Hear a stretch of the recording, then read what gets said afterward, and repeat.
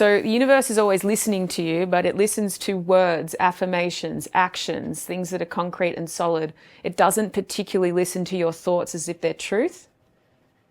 So the whole, if I think about it, it's going to happen paradigm, people get scared. Oh, I don't want to open that box because then it's going to happen. It's not really as simple as that. It's more that if you're thinking about something over and over again and that's your whole narrative and you act in alignment with that, right?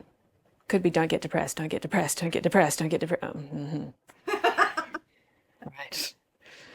Because your actions from the stress will align with those isolation waves. So you can think whatever you want. It's really just a part of the branch. It's not the tree. It's just part of this beautiful reflection of your heart that has this computer system.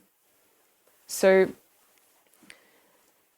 universe, your guides, higher self, whatever language you want to use, is watching and waiting for your keys. And they want to see a level of, I know what I'm talking about here, because they can read your system and be like, are they just in a mood or just doing something out of whatever? Or are they here in affirmation? Affirmation is everything's aligning in me.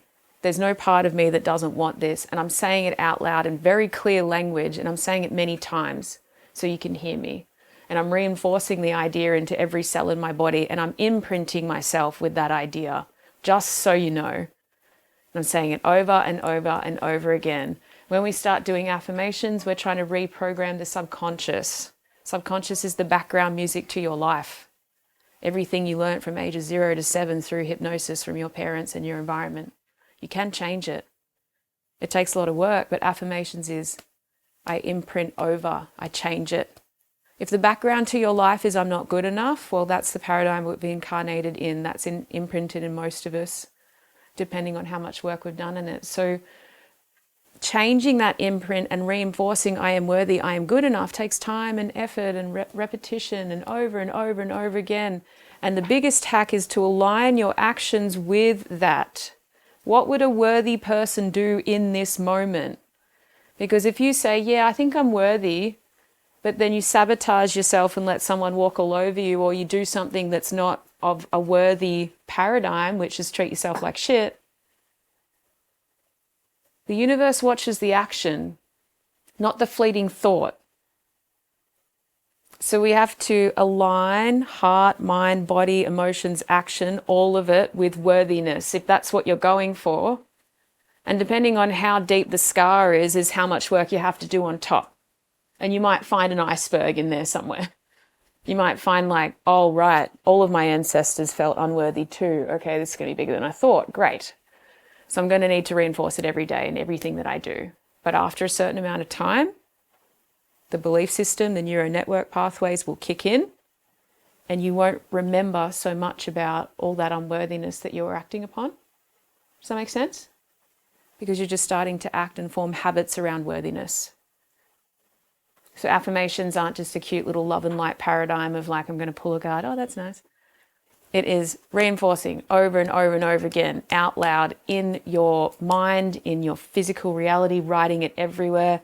You want to think about that thing hundreds of times a day for many consecutive days. Let's give it at least 3 weeks before a sense of belief kicks in. Relentlessness is what you need, really. And in every moment when you're in that training paradigm, what would a worthy person do? If I felt more worthy, how would I respond? Sometimes worthiness is I don't react at all. It's just, oh yeah, I get it. I'm not going to do that.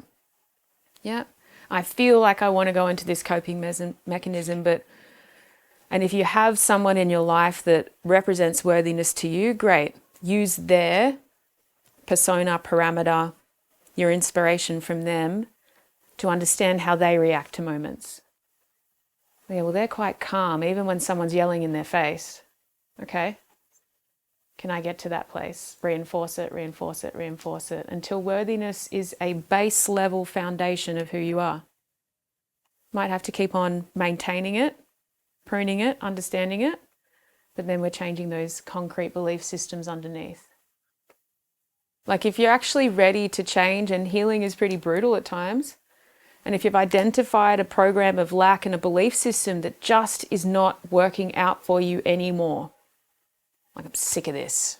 I'm sick of attracting this lesson. I'm sick of being around these people. I'm sick of being in this grind, playing out this pattern, being hurt over and over again by myself or whatever it is. I'm sick of feeling this way. Okay, what do we got? We've got so many tools. We need to change the belief system. This work is about intention and about understanding what we're doing.